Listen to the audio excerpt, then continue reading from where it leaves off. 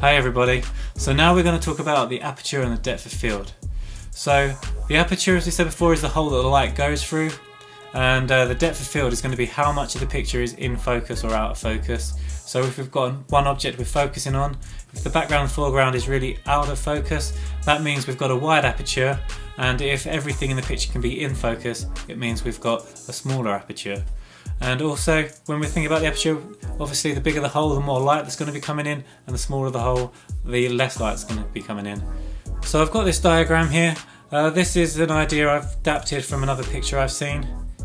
So as we can see here, we've got this large f-stop of f2.8, and the background is quite blurred. It's going to be really blurred if you're getting close to your subject.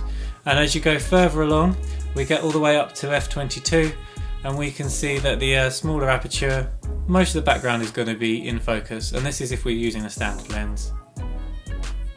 And just along the top here, this should be fairly self-explanatory.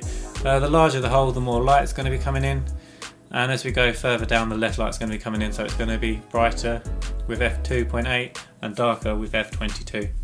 Now let's put this theory into practice. Okay, so what we should do is we're going to get our camera and we're going to set it to aperture priority mode. If you don't know how to do that, the best way to find out is to look in your camera manual. Once we've done this, we're going to set it to the widest aperture we can with your camera or your lens. It might be f5.6, it might be f2, it depends what you have. And then we'll find something to take a picture of. We'll come up fairly close to it and we'll take a picture, and we'll see what the background looks like. It should be fairly out of focus.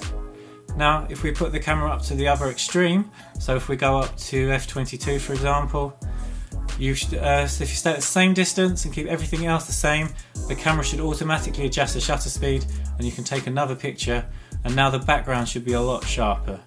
So give that a go. If you have any trouble, post your question on the community group and we'll be there to give you a hand.